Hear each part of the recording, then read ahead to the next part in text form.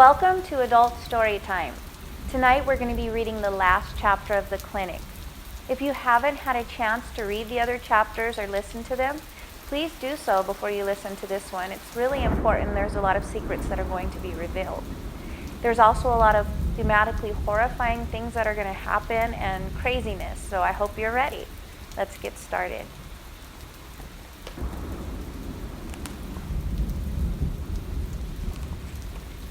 Chapter 9, Follow Me.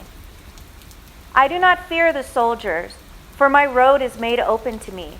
And if the soldiers come, I have God, my Lord, who will know how to clear the route. It was for this that I was born. Joan of Arc. Do not lose heart, even if you should discover that you lack qualities necessary for the work to which you are called. He who called you will not desert you. But the moment you are in need, he will stretch out his saving hand. St. Angela Mercy. Officer Jamar Williams couldn't believe how monstrous Captain Stokes turned out to be. Worse than that, the WPO was nothing more than tyrants murdering and enslaving citizens at will. He took this position because he wanted to save people. He was hoping to bring deserters back to the safe arms of the WPO through negotiation and reasoning. He was not prepared for the slaughter that happened every time a citizen tried to get away from the system. No forgiveness and no escape. I don't want to go home. Can you take me with you? Gil looked up at the massively built officer standing outside the SUV he was sitting in. If only I could, Jamar thought.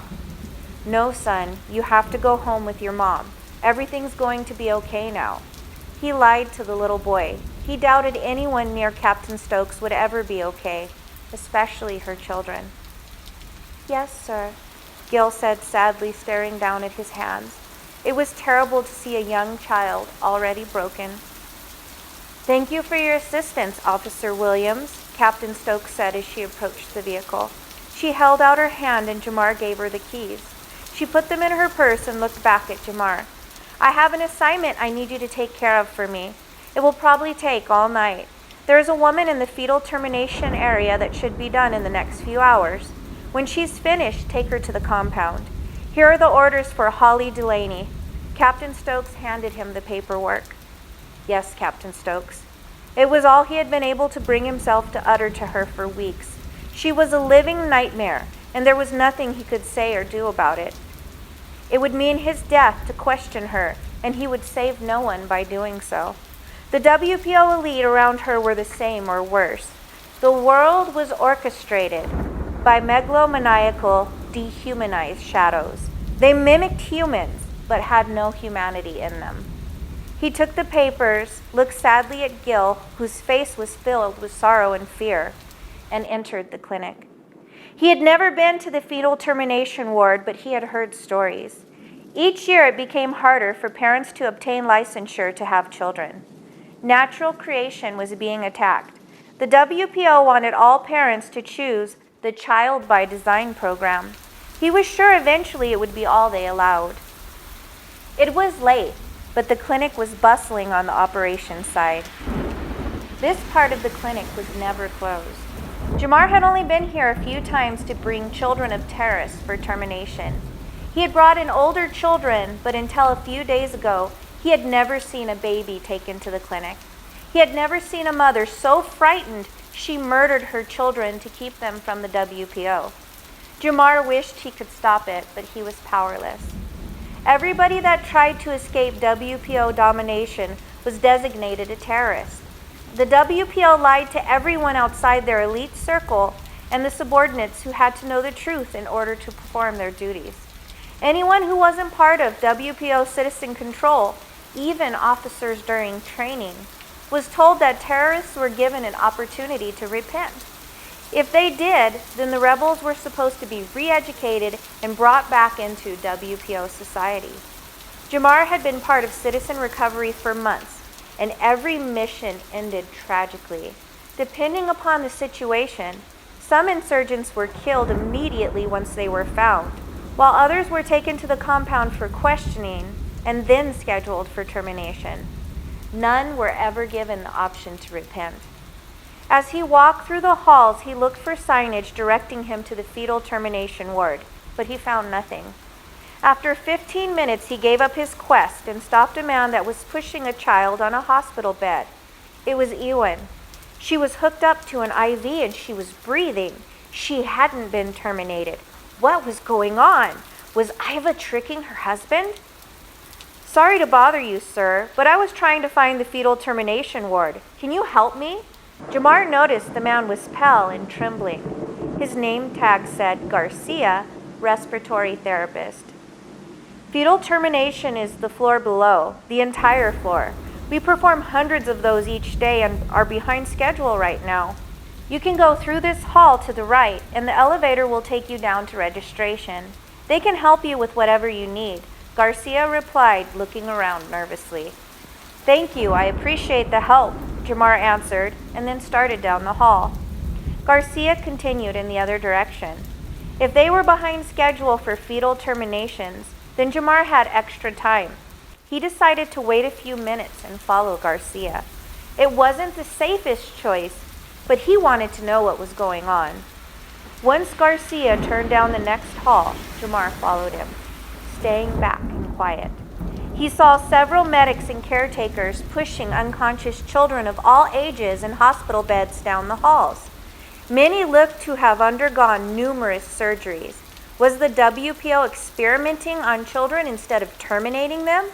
They were evil enough to do it. Garcia pushed E.R.A.'s bed into a room that was designated as Holding Room 9. Jamar approached the door quietly and looked through the window on it. More than 30 children were in the room, hooked onto machines and comatose. They had screens with charts and calendars above them. The charts had various organs and body parts listed on them. If the organ or body part was checked off on the list, it was missing from the child below the chart. The calendar was a schedule of corresponding surgeries. The final event on every child's calendar was processing. Garcia stood weeping in front of a bed that held a little girl who looked very much like him. Jamar looked at her screen. Alma Garcia. No wonder Garcia was in such a terrible state. How did the man's daughter come to be here, and why didn't he save her? Jamar backed away from the door. He needed to think about this. What could he do? Were all WPO governing officials privy to what was really happening to terminated children? Would parents still bring their children here knowing they'd be dissected and used for parts? There was no peaceful end for unwanted children like the clinic promised. No respect for life at all. Holly was sitting on the floor behind more than 100 women. The stench was overpowering. She had been in this line for over an hour and couldn't stand any longer. Over half the women were sitting down also. A few fell asleep on the dirty floor. Some of the women were begging for their babies' lives. Some were weeping. Some seemed dazed, but not one looked like they were here voluntarily. The line seemed to move more quickly the closer she got to the front. Holly couldn't believe she was about to have her baby ripped out of her. Now she had about 20 women in front of her. She could see inside the room. They left both doors open. 5 women stood along the wall inside the room waiting for their turn. Another woman was strapped into a red chair. Her legs were spread and tied to stirrups that projected out of the chair above a white plastic tub. A doctor inserted a long metal hook and what looked like a vacuum between the woman's spread legs. He was tearing her baby out in pieces. Even from this far away, Holly could see the tiny head as the doctor threw it into the tub. When the doctor finished, he put a lid on the tub and an orderly replaced it with a new one, taking the other away on a cart. The woman was yanked out of the chair and another was forced into her place. Holly realized the top of the chair was blue. The red was blood from all the women who had sat in the chair before. Holly was 10 women away from her turn. Her heart thudded in her chest and she vomited on the floor. WPO officers assigned to the clinic made sure no one left this line for any reason. If a woman had to urinate or even defecate, they had to do it in the hall, and orderlies would clean it up the best they could every few hours. Holly Delaney, Holly looked up and saw a tall, muscular man with an intelligent face. She almost felt relief, then noticed he had on a WPO officer uniform. She needed to train herself to start looking at clothing first and faces last. Yes? Was my appeal for a license finally accepted? Did Arthur send you to save the baby? She knew it was unlikely, but she was hoping for the best. No, ma'am. I'm here to escort you to the compound after your procedure, the officer answered. His name tag said he was Officer Williams of Citizen Recovery. He worked for E.R.A. Please don't do this. I didn't do anything wrong. E.R.A wasn't with Arthur when we made this baby. She threw him out. This isn't right. Please save us. Holly begged, looking down at the life growing in her, then back to the officer. Officer Williams' face became clouded, like he was struggling with demons inside. It gave Holly hope. She tried harder. There has to be decent people in the WPO somewhere. They can't all condone this. Please help me and we can try to find them. Holly pushed gently.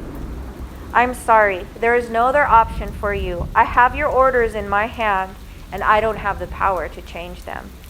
The officer stood next to Holly as she moved up in line. He looked almost as devastated as she felt. They were outside the door to the room. Holly didn't pray much. She believed in God, but she also believed there wasn't much the celestial being could do for her current situation. She decided to pray for her child anyway. She silently asked God for help while waiting to have her baby murdered. Just as Holly was supposed to walk into the termination room, the building started shaking.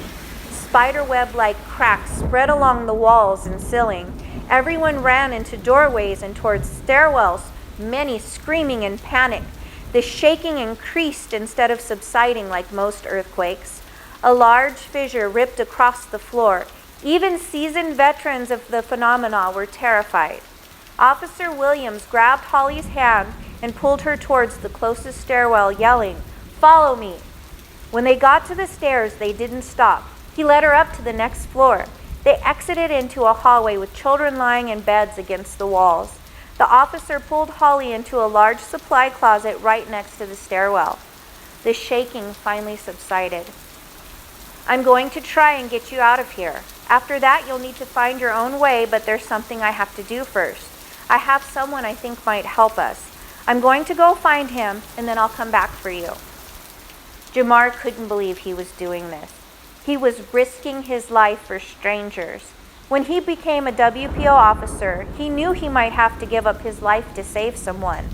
The only difference now is he would die defying the WPO instead of defending it. If he did manage to get out of this alive, he would find a way to take them down. Revolutions had to start somewhere. Maybe it would be with him. He was hoping Garcia was still in holding room 9, but when he got there, both the man and his daughter were missing. He rushed down the halls, looking through windows on every door. He went through heavy steel doors that opened into a dark hallway. He supposed they were usually locked, but the earthquake caused the security system to open all areas in case of emergency evacuation. He found a room labeled Revitalization. Jamar cautiously looked through the window on the door. Doctors and staff that looked to be mildly wounded were eating bloody meat out of large white plastic tubs. Jamar recognized the tubs from the floor below. The sick, depraved bastards were eating babies, licking their fingers and rolling their eyes in ecstasy. Jamar quickly backed away and hurried down the hall. No one had noticed him. They were occupied consuming murdered infants. He saw a room across the hall designated Rejuvenation. Probably more psychos eating dead babies, but he decided to look through the window anyway. He couldn't help himself. He was transfixed by the shocking events unfolding around him. Jamar peered in through the room's observation window. Children and babies were hanging by their legs from chains attached to the ceiling. Many were awake, trying to yell in terror, but all of them were gagged. A nurse was cutting pieces of skin from a 1-year-old and devouring them. The baby was shaking back and forth, trying to get free from the bonds holding it suspended in the air upside down. Its eyes grew wider in panic as the nurse bit a chunk out of the baby's tiny arm. Next, she grabbed a scalpel, slit the baby's throat, then put her face to its neck and drank from the red fountain spraying out. A WPO official lowered a boy of about 9 to the floor, then ripped off the child's surgical gown. He held him down, viciously raping him as the boy screeched in agony. The child was so loud, his gag hardly muffled the sound. The official nuzzled the boy's neck, then buried his teeth into the soft flesh. He drank the child's blood while violating him. The boy's final death throes brought the man to climax. Jamar knew what he had to do. He looked around the hall. A custodian had left a bucket and mop behind. During the earthquake, the mop was knocked to the floor. He grabbed it, put the handle at an angle against the floor, then stomped on the stick right above the sponge. A small, quick crack, and now the long handle had the pointed edge of a spear. Jamar went into the rejuvenation room. He ran up to the WPO official, he now recognized as the director of child services, and stabbed his spear into the man's eye with enough force to penetrate his brain, ending his life quickly. The nurse screamed and tried to run out, but Jamar pulled her back. He wrapped his massive hands around her head, then turned it violently until he heard and felt her neck snap. He dragged the two bodies to the back of the room and covered them with white sheets. The children watched him and pleaded for help with their eyes. He didn't have much time. One of the teenagers looked older and strong, so he figured out how to lower her to the floor and remove her bonds. Her hair was a deep orange red and caught his attention. You have to be quiet. Make sure none of the children scream. Let the oldest down first and the younger ones last. If you go left down the hall outside this room, you will find a stairwell.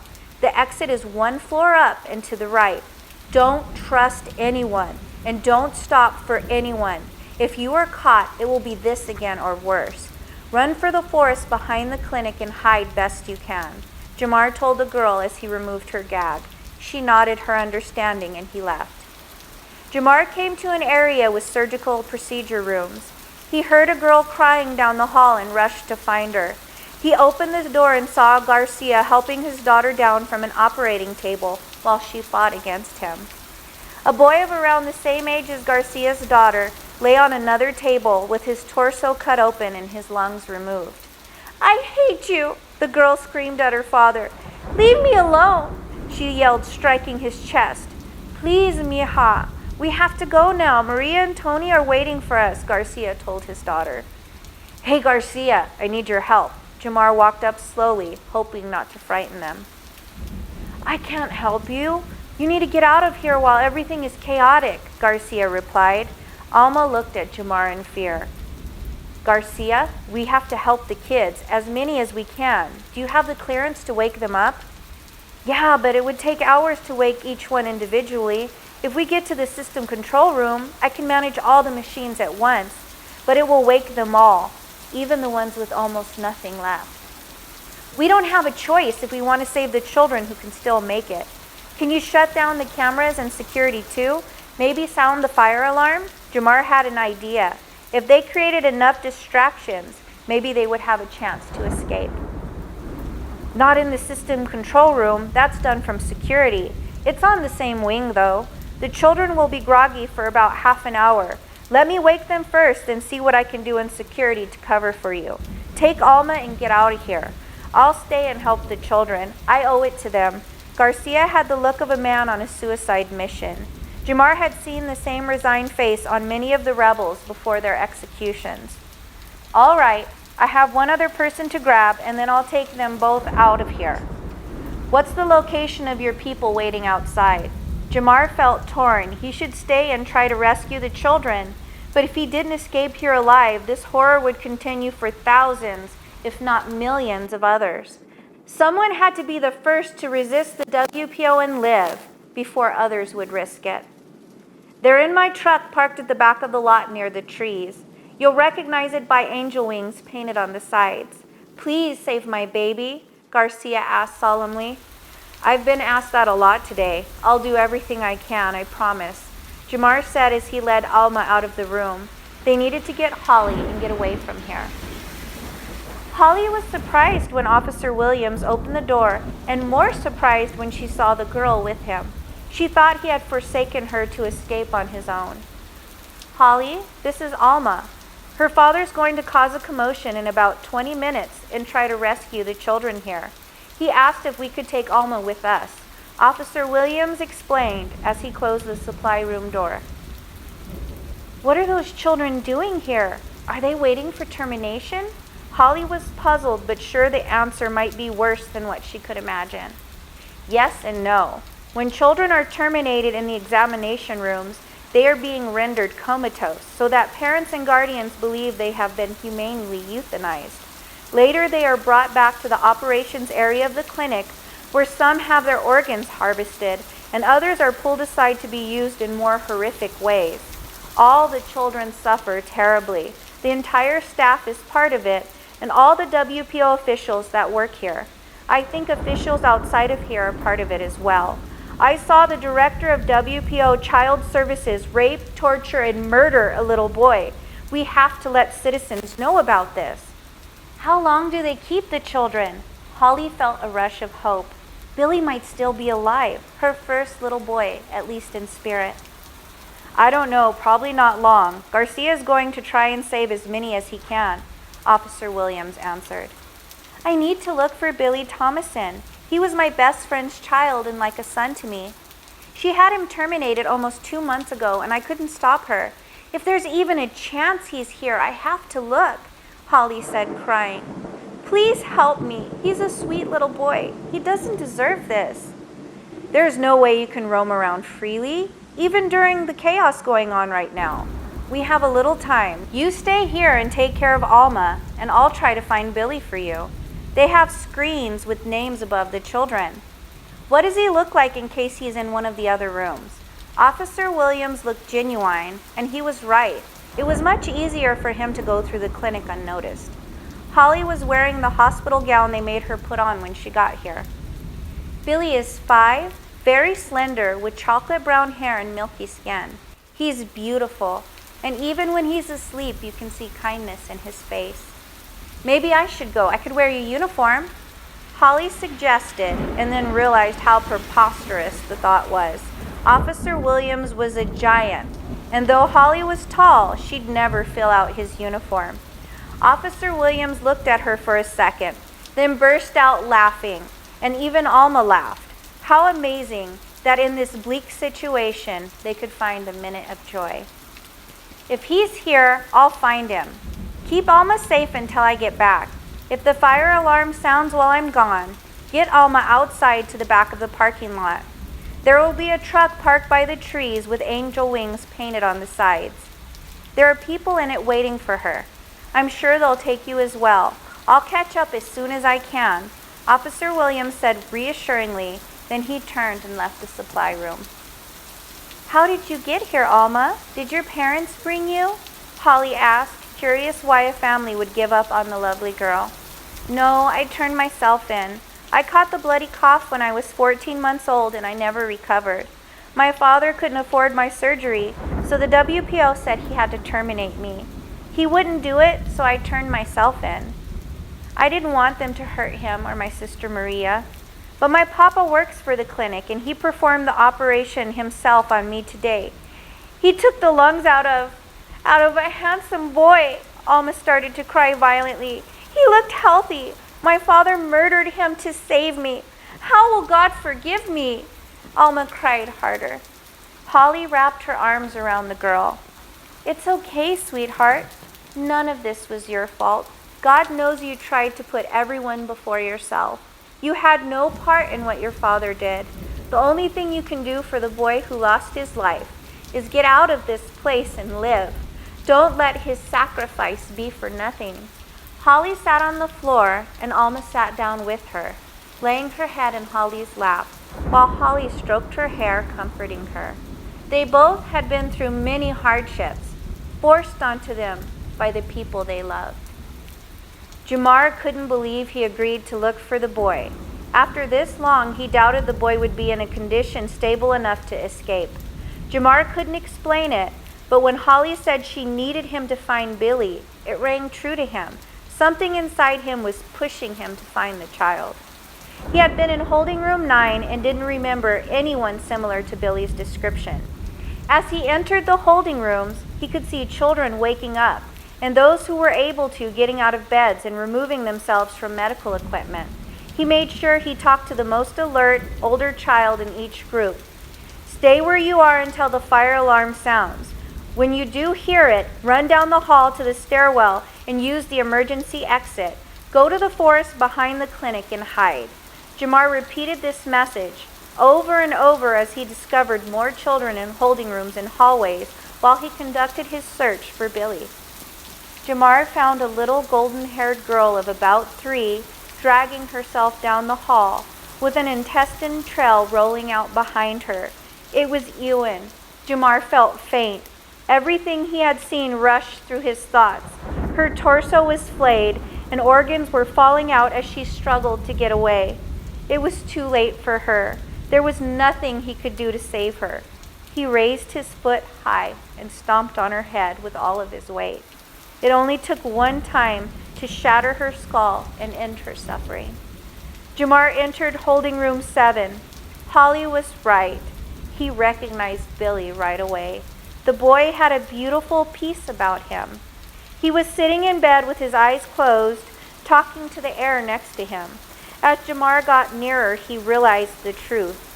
Eyes were checked off the list above Billy. Thank God nothing else was. It also had a large red banner on the screen that said, AB negative. Billy, Holly sent me for you, Jamar said gently as he approached the child. Yes, I can't wait to see her again and little Adam. Officer Williams, can you please take me to her now? We should take my friends too, please, Billy answered sweetly. Jamar had no idea how the boy knew his name. Maybe Garcia had talked to him already. The boy radiated harmony and love. He wanted to get closer to him, like a warm fire on a freezing day. Very strange, but he'd have to think about it after they survived. If we take your friends, we might attract attention, Billy. It's not safe, Jamar told the boy. It's okay, Officer Williams.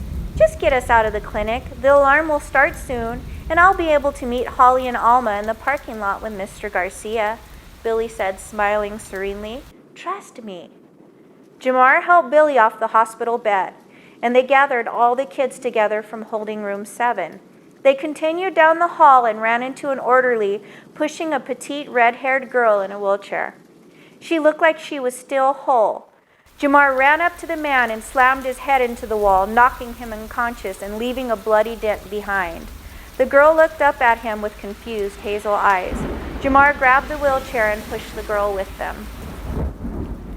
Sarah was lowering a little girl down from suspension, slowly and carefully, making sure not to drop her. She had already unbound several children, and they were quietly comforting one another. She was waiting to take the babies down until last, so there were enough older children to care for them. It seemed cruel, but they had no choice. Their escape had to remain undetected as long as possible. Now Sarah understood why her mother wasn't upset by Hank's interest. Ginevra was involved in so much worse. Sarah wondered if her father knew about all this. She didn't think so. Even as weak as he was, he would never support this level of evil. Sarah saw horrific things before the officer rescued her. Sarah watched for hours from her hanging view while WPO officials, officers, and medical staff chose a victim from this room to torture and kill. Some only infants, while others much older children. Her mother visited a few hours before the earthquake. Well, Sarah, I guess you're probably feeling sorry for yourself right now, her mother said to her when she was hanging upside down awaiting death. This is your fault. You continually refuse to follow my instructions. You question the WPO and our society. Worst of all, you are weak. I should take your life myself right now. But lucky for you, you're too old for my taste. Ginevra smiled sadistically and walked over to an infant. Ginevra slapped its tiny face excitedly, then had a look of disappointment when the baby didn't respond. The stupid fools left this one hanging too long. The younger the child, the easier they die from being suspended like this. If no one selects you, eventually you'll asphyxiate, have a heart attack or a stroke, and die anyway. No matter what happens, this is your last day. You won't ever be able to make my life difficult again, Ginevra said as she walked around the room, selecting the child she wanted. She settled on a little girl of about 2 years old and started punching her. Ginevra pummeled the toddler with such intensity that she swung back and forth like a speed bag. Blood started leaking out of the girl's mouth around the gag. Ginevra yanked it off and put her mouth to the child's lips, drinking it in. Ginevra went to a cabinet in the back of the room and returned with a scalpel. She sliced first one of the toddler's wrists, then the other, drinking the blood pulsing out greedily. When the girl was empty, Ginevra glowed with satisfaction and energy. I could have taught you so much. You could have had anything you wanted, but you chose to defy me, and now you're going to pay for it. After her mother left, Sarah resigned herself to the fact that she was going to die. Maybe it was for the best. She wasn't made for this world. She couldn't stand the cruelty and the suffering anymore. She closed her eyes and waited for the end. When the officer killed the WPO official and the nurse, Sarah was still sure of her death. It was only when he released her and told her how to save the others that she found hope again. She thought her life was already forsaken, so she was willing to lose it to save the others. However, she was not willing to risk them, so she followed the instructions given to her by the officer. When Holly was lowering the last infant, the lights went out on the cameras in the room, and an emergency alarm started sounding. She quickly released the dark-haired baby and handed it to a boy next to her. Everyone, we need to leave now. If you are over 8, please carry one of the toddlers or babies. We have to take care of each other, Sarah told them. As she opened the door to leave the rejuvenation room, a worker rushed in. Sarah stood in front of him, blocking him from the other children. Follow me, we don't have long, the man instructed them. Sarah could hear the sincerity of his words. Maybe he was part of the rescue. She decided to trust him. What choice did they have? She turned and nodded at the children behind her. The older ones gathered up their tiny companions, and everyone followed the man as he ran out of the room towards the stairwell. Justin woke up in agony. His head was on fire. There was a loud alarm sounding. He wanted to close his eyes and not wake up again, but the emergency sirens wouldn't let him. He pulled himself off the bed and looked up at the screen above him. It had his name with various organs and body parts listed below it. They had check boxes next to them. Hair and face were checked off. What was wrong with his hair and face? He groggily searched the room for a mirror and found nothing. He saw a small window on the door. He could almost make out a light reflection of himself. The closer he got, though, the more it disappeared. What he could discern from the faint image didn't make sense anyway. Justin went into the hallway and saw a crowd of children running towards the staircase. He decided to follow them. One little boy was looking over the shoulder of a teenage girl carrying him. The boy started screaming and crying when Justin caught up to them. The child was afraid of him. The girl holding the boy turned to see why he was distraught and cried out, alarmed by Justin's appearance as much as the little one was. Then her eyes filled with tears and she said, "Come on, we're getting out of this place." Justin wondered again what happened to him. The last thing he remembered was being held down in an examination room because his parents decided to get rid of him. His father watched and did nothing. Justin remembered the moment he realized his father never loved him. "Dad, please don't do this. Take me home. I'll do whatever you guys want. Please don't kill me." He had cried out to his father as the nurse strapped him down and started the IV. "I'm sorry, Justin. You just haven't been right since you were born. And after you came back from the Millers, you were ruined. This is the best decision for all of us." The last thing Justin saw was the relief on his father's face. Justin was sure he died then. The nurse was supposed to be terminating him. Maybe something went wrong. He would get out of here first and then find out what happened afterwards. The fire alarm rang loudly through the clinic. Jamar reached the stairwell with over 100 children that were all well enough to escape.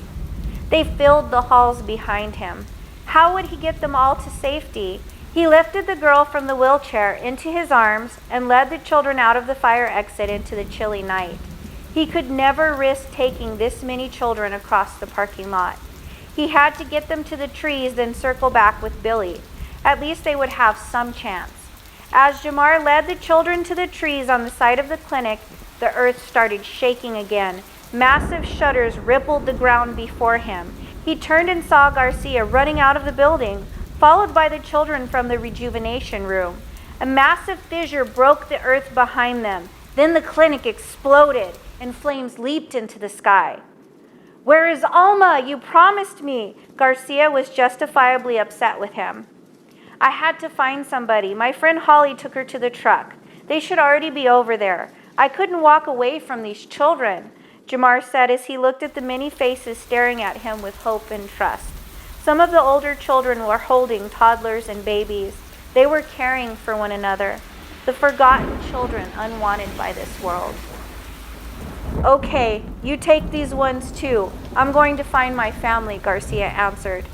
Billy walked up to Garcia and grabbed his hand. "Please take me with you. My Aunt Holly's with your family." Garcia looked gently at the little boy. "Sure, let's get back to our families." "We need to take my special friends too. Justin, Sarah, you have to come with us now," Billy called out to the children. Sarah and Justin came forward. Sarah looked at Justin and started crying. She rushed over and hugged him tightly.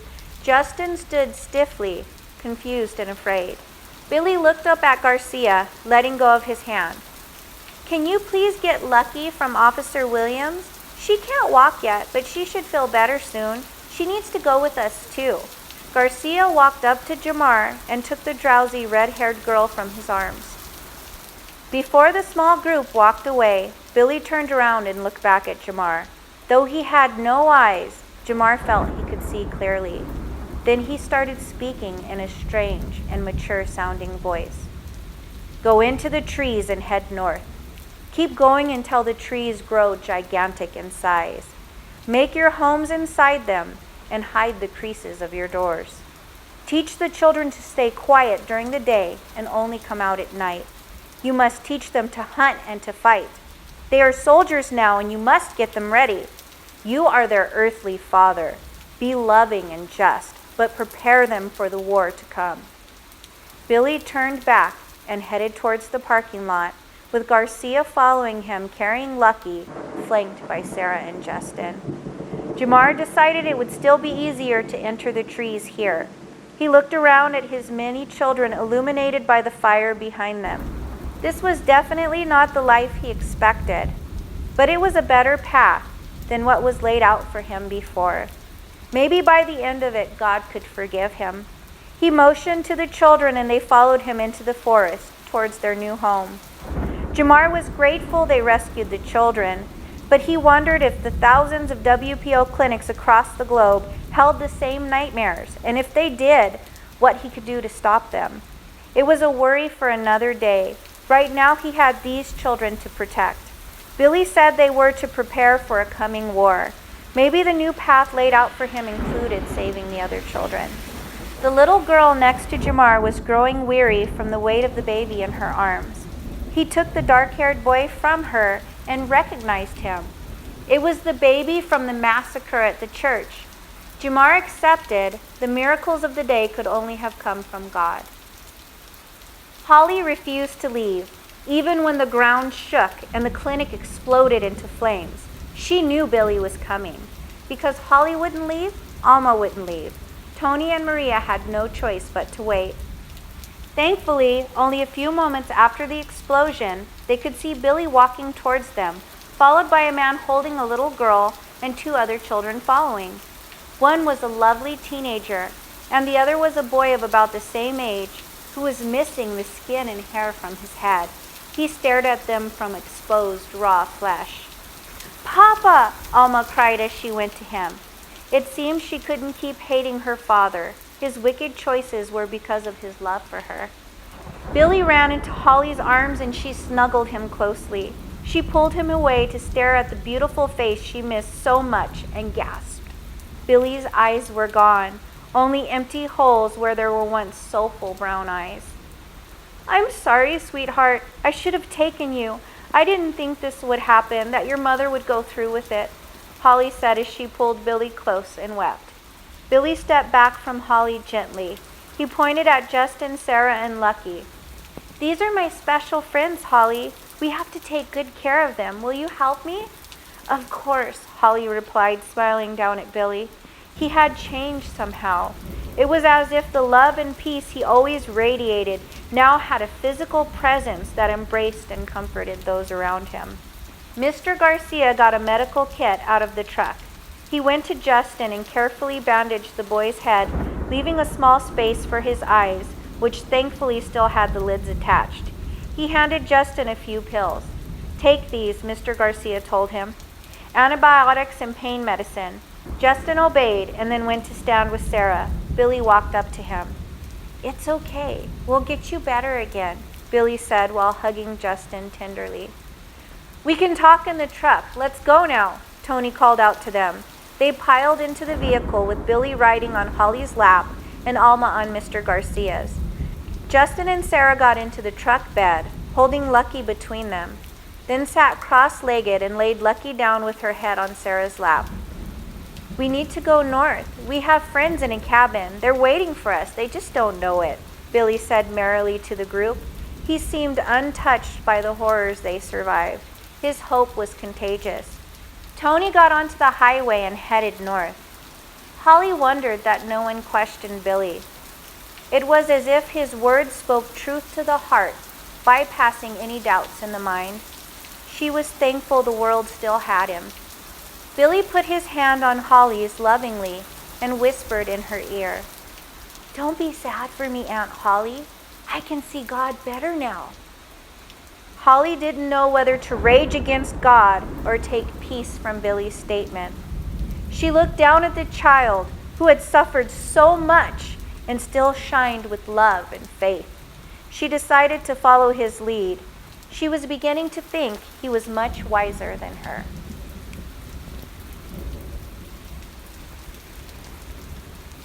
So that was the final chapter of the clinic. And you can see that our journey is just starting. The camp is going to be available very soon. Thank you so much for taking this journey with me, and I hope these stories keep you up at night.